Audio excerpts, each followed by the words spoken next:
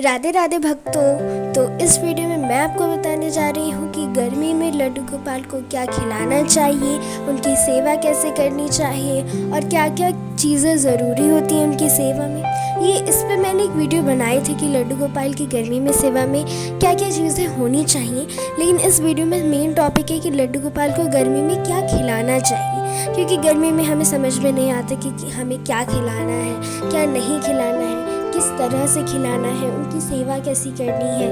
क्योंकि गर्मी में जैसे कि एक बच्चे की सेवा करने में पहले में बहुत हिचकिचाहट होती है, हमें समझ में नहीं आता कि हमें कैसे करना है, इसलिए मैंने ये वीडियो बना ली। तो सबसे पहली चीज़ है क्या खिलाना। तो गर्मी में जो फल आते हैं, लाइक जैसे कि तरबूज मैं यहाँ पे खिला रही हूँ, उन्हें ठंडी ठंडी चीज़ें खिलानी चाहिए। आप तरबूज का जूस निकाल के उन्हें पिला सकते हैं, लस्सी पिला सकते हैं, सत्तू पिला सकते हैं, लेकिन हाँ, सत्तू में कोई भी प्याज नहीं होना चाहिए या फिर ऐसी चीज़ें नहीं होनी चाहिए जो लड्डू गोपाल की सेवा में वर्जित हो।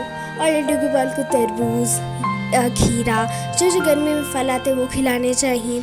और उन फल में ऐसा मतलब प्याज, लहसुन, इन सब का यूज़ नहीं करना चाहिए। जैसे सत्तू में बहुत कोई प्याज डालते हैं तो उसका यूज़ नहीं करना। तो मैं एक बात बताना चाहती थी कि अगली वीडियो में मुझे मेरी एक प्यारी सी सब्सक्राइबर ने मुझे बताया था कि लड्डू गोपाल को अंगूठा से मुंह नहीं पोंछना चाहिए, तो इस वीडियो में मैंने रुमाल से पोंछा। तो उसके बाद है दूसरा चीज़, आपका पंखा होना चाहिए, क्योंकि जैसे गर्मी में हम बिना पंखे के एकदम अजीब लगने लग जाता है, गर्मी से हम लोग बेहाल हो जाते हैं, वैसे लड्डू गोपाल को भी होता है। तो उनके लिए एक छोटा सा आप इलेक्ट्रॉनिक पंखा भी मंगा सकते हैं, हाथ वाला पंखा भी मंगा सकते हैं। देखिए मेरे लड्डू गोपाल को कितना अच्छा पंखा से हवा खाते हुए एकदम सुंदर से लग रहे हैं। आपको ये श्रृंगार कैसा लगा आज का, ये भी बताइएगा कमेंट में।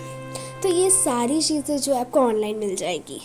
अब अगर यहाँ तक वीडियो देख लिए तो सब्सक्राइब कर लीजिए, क्योंकि ये चैनल आपके लिए बहुत ही इन्फॉर्मेटिव है और इस पर आपको सारी जानकारी मिल जाएगी। जल्दी से सब्सक्राइब। अब एक दूसरी चीज़ है मटका। तो मटका में कैसे रखना है, मटका में आप तुलसी पत्ता रख दीजिएगा। जैसे कि तुलसी पत्ता की टहनी होती है ना, उसे काट कर आप उसमें रख दीजिएगा। इससे क्या होगा कि अगर आप इससे लड्डू गोपाल को डायरेक्ट पानी पिलाते हैं या फिर किसी ग्लास के द्वारा पिलाते हैं, उससे कोई दिक्कत नहीं होती है।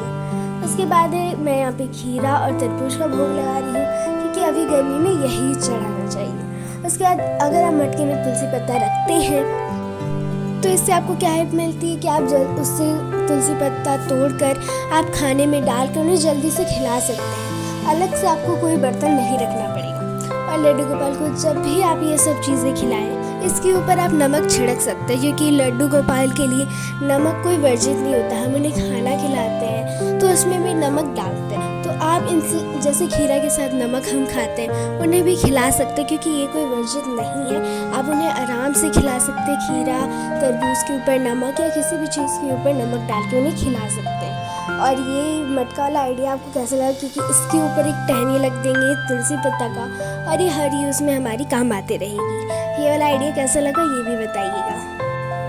उसके बाद लड्डू गोपाल को एक बात याद रखिएगा, जब भी आप कोई नया फल लाते हैं तो ये नहीं कि आप सबसे पहले खा लिया फिर कुछ बचा तो आप लड्डू गोपाल खिलाते, ये बिल्कुल गलत तरीका है।